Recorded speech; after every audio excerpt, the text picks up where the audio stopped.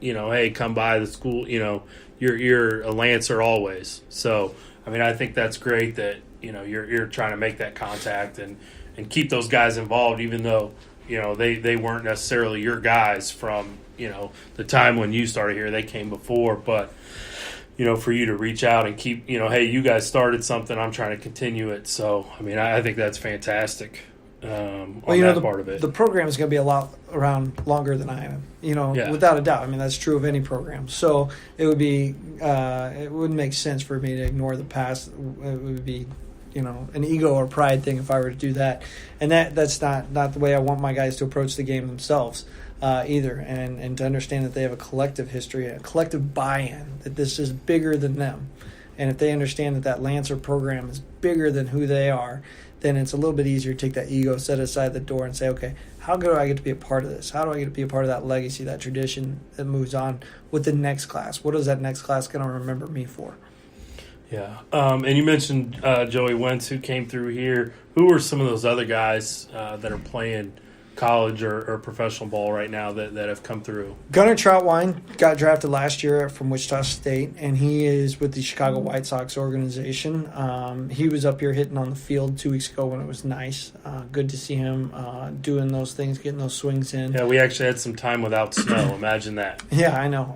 He didn't have to use orange baseballs to go find them. We'll see what happens next week. But Gunner's playing with the Chicago White Sox. Henry Miller is with Xavier University. Got a chance to pitch early as a freshman, which is outstanding last year. Zebulon Vermilion's with the Arkansas Razorbacks. He got a chance to pitch some as a freshman. Came in opening series this past weekend, pitched well there. Jake Randa is at Northwest Florida. He's going to go to Mississippi State afterwards if he doesn't get drafted this year. I looked today. I think he's hitting somewhere around 450 something. He had a 13 for 18 weekend, and anytime you get 13 hits in 4 baseball games, you're doing something the right way. I mean that kid. I coached him in football, here, and I mean he was just a great all around athlete. Yeah, no, I mean Jake is a phenomenal competitor. Yeah, and his younger brother Justin's a senior this year. Excited to see what he brings to the ballpark. He did a great job for us last year as a junior. Gonna pitch a little bit, so I'm excited about that. But we'll talk a little bit of that later. Yeah. But then we got Luke Anderson down in Missouri, Cameron Fritz, Dodge City, guys everywhere contributing. Chris Klosser made his college debut today at Neosho County, where all they did was they shoveled off all the infield snow. If you go on Twitter, take a look. It's crazy. They have the entire outfield is covered in snow, and they shoveled off just the infield. And they had somebody, probably a freshman, walk down the outfield foul lines to where their feet melted the snow on the foul lines. And they played a college baseball game there. Oh, my goodness. And they got a win. So that's excellent to see him go. Griffin Larson's at Cloud County. Dalton Mall's at Iowa County Community College. I mean, that guy's throwing mid-90s now and got a real chance to do some things. I don't want to forget anybody here. That's actually, that's a great list, to kind of get us started and guys that have come through here. Now we'll kind of transition and talk about, this year's team. How do you feel you guys, can you compete in the Sunflower League this year? Can you make a deep run into the state tournament, maybe be a state placer? How do you feel kind of looking at it before you guys get going? Oh, we'll probably go undefeated. No, I'm just kidding. That's what you want to hear. You heard it here first. Confidence, man. We've won the share or outright the Sunflower League title the last 4 years in a row. And I don't see there's a reason for us to stop doing that now. Yeah. And it sounds cocky, but it's what we're going to go out and we're going to go do. And I feel strongly we have the right group of guys to go do that. I feel that we do have the right group of guys to get in and to make a run at a state title. We have a strong senior class, a lot of seniors this year, upwards of 10 maybe coming out. Wow, that's a ton of seniors. It's a lot of seniors, but it's always got to be the right mix. Junior-wise, Robert Moore, one of the top prospects in his class in the country, playing shortstop for us. It's a great mix of guys, good mix of character. And not only that, they keep it fun for me. I tend to get a little serious. Justin Randa keeps me from being too serious. But it's a good mix. There's some guys that have something to prove, too. First time guys, it'll be a first time on varsity and chance to get going. And, maybe we'll throw a freshman in the mix. Who knows? So I like to keep it interesting. Competition at all levels is a great thing. Oh, absolutely. I mean, competition is only going to make that next guy just a little bit better. Or maybe, that guy kind of folds under the pressure and then somebody else steps into that spot, because they got a little better from the competition. So, I mean, I'm a big believer, if I think the hardest job for you as a baseball coach would be on cut day, trying to decide, hey, who do I keep, who do I not, just because everybody's performed so well, during the tryout. Yeah, so next Tuesday night will be my worst night of sleep, for sure. Cuts are made on that Wednesday, and I always do it face-to-face and talk to each player. It's never easy. No. Trying to fit and to see a future visions and things. And I always try to think about myself. Where would I be in this mix? And I was 5'5", 110 pounds as a freshman. And, I got to remember that when I look at the 5'5", 110-pound kid that's sitting out there. And do we get it all right? Absolutely not. Do we do our best? Absolutely. We sit there around as a coaching staff, try to make sure that we don't leave any boxes unchecked. Where's this kid at character-wise? Where's his grades at? Who is he off the field, and will that translate on the field? What's he done the last 3 years? What's he done the last year? Then we make that decision, and hopefully we make, we'll have 4 teams, roughly 55 players combined as a staff whole. And then I like to have my entire team, all 4 teams practice together all the time. That's very important for me, that a D team level guy can be getting a rep next to a varsity level guy is an important thing to me. So they have to answer that question too. Could this guy handle playing next to this guy at a practice? Could he compete? Can he help that varsity guy, even though he might not get a varsity inning? Will he push him to compete? And we have a little something extra this year too that I'm going to tell the players about. A little take on the Texas A&M 12th man. We will have the 18th jersey this year. You get to suit up 18 for regionals. So at the end of our practice, the first 3 weeks of practice, coming into that first varsity game against Blue Valley, returning state champs, our seniors will turn around and say, hey, this is the guy that has practiced the best. And I'll have a roster of 17, and that 18th guy gets a chance to come. He could be the lowest level player, it could be a mid-level player, whatever. Whoever brings it that week, and those seniors say, hey, this guy brought it. He's coming with us to that game. He's going to get that suit up. And that'll rotate every week. Maybe it's the same guy every week, maybe it's not.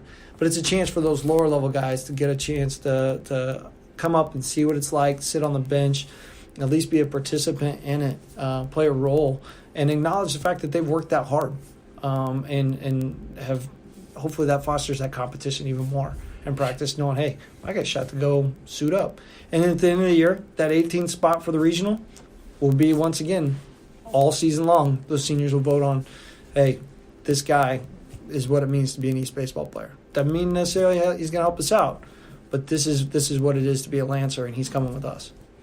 I think that's a great idea. That's really cool. Just to kind of, because sometimes even if a kid maybe is a sophomore or a freshman and he's not going to be able to help you this year, but he's worked hard all week, he gets to go to that varsity game and gets that experience like you were talking about. Well, then when he does suit up for a varsity game for you next year or the year after, he's kind of already had a dress rehearsal.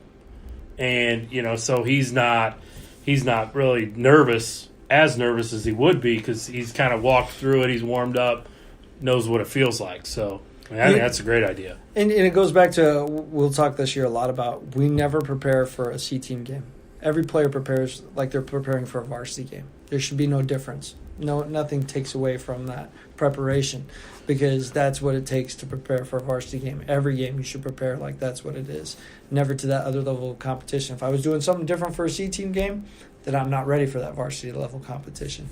So as long as we prepare every level, every game, every practice, like it's going to help us in the varsity game, then we're going to be better off in the end. And I mean, when I would coach lower level football, middle school, freshman football, that was always kind of, my deal was, my job is to get these guys ready to play at the next level. my job is not necessarily to win the most games as an 8th grade coach, which, yeah, I want to win because I'm competitive. But at the same time, I need to make sure that they can go and they know a little bit about the high school program and a little bit of what they're going to learn.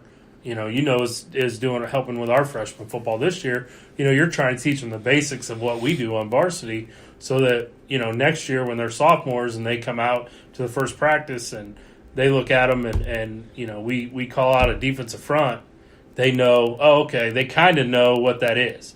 They don't have to know everything, but they at least have some familiarity with it. Yeah, freshman lineman, here's Pittsburgh. Please understand some sort of concept of it, right? Yeah, exactly. And you guys did a good job with that. I forgot to mention that in the intro, that you helped out with little freshman football. And I know you said you did some back in your Rock High days, too. I did. I got a chance. I coached freshman A team at Rock High, and it was good. I hadn't stepped back in that role in a long time. People kept asking me, what do you like about football? And I kept telling people I suck at it. And I'm not that good at it. And that's the best thing for me is a piece of humble pie. And I have to go out and I have to ask questions. And I have to learn. And it challenges my brain in a completely different way than baseball does. I really got to take that initiative to make myself better because I'm not that good at that yet. Eventually, I'll be a mini Justin Hoover on the sidelines. Not just how I dress, but we'll get the play card out and everything at the freshman level. But it was a great experience getting also a chance to know our athletes in the building in a different level. And when I was at Miege, the better we got at baseball, the more athletes we share. Mm-hmm. When John Holmes and I had to sit down and say, "Hey, there's no need to have a football and baseball weights because guess what? They're either football or baseball. They're both." And I said, okay, let's do it. Let's get together. The moment we did that, we all got better. And I think the better the athlete is, the better the player they're going to be no matter what the sport is. And so I'm going to, as long as I'm here, push them to play basketball, push them to play football, and to go out until they get cut. And if it hurts getting cut, that's a good thing too. Learn something. Yeah. I'm glad you bring that up. That was one thing we talked about Coach Hare with when he was on the show was, you guys here do a phenomenal job of sharing athletes among, our top 3 sports, baseball, basketball, and football. You guys just kind of work it out in the summer, hey, or what's your next sport you're preparing for? Or what sport is in season right now? Well, if football's doing off-season workouts and you're a baseball guy, then you need to be at baseball.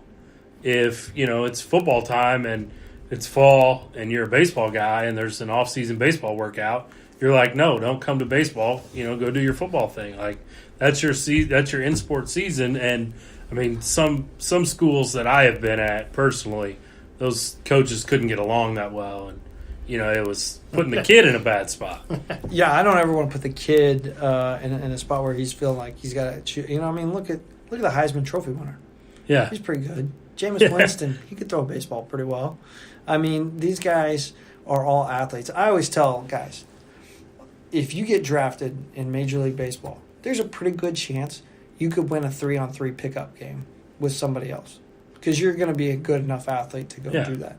You're not there's exceptions to the rule, I guess, but you're not just a specific only, I'm going to go into the cage, this or the other. No. You're going to be Patrick Mahomes playing basketball until the GM of the Chiefs calls and says, no, you're not. Yeah. Exactly. And that guy can throw a baseball pretty well, too. Yeah, I'm sure he could. Yeah, he can. It always bugs me, too, when an athlete, especially if they come in as a freshman, they say, I'm a baseball guy, or I'm a football guy, or I'm a basketball guy. You're a freshman in high school. You don't know what sport you're going to be best at. So do everything. And if you go out for baseball and get cut, then go run track. Do something. Yeah, look at our freshman team. You got a kid named Tate Moody comes out. I've never played football before. Okay, what position you want to play? Maybe safety. Goes out for safety one day, wide receiver one day. Next day, hey, can I try quarterback? Oh, sure, kid, you can try quarterback. 2 games in and a concussion to a starting quarterback later, the kid started every game and never came out. Yeah. And so it worked out pretty well right there. And I think there's some big things to come from him, but it was just an athlete who wanted to compete. And that's the thing is that competition, like, where are we at? And I think as a society, we we got to do a better job of raising guys that want to compete, Yeah. get after it. Yeah. I mean,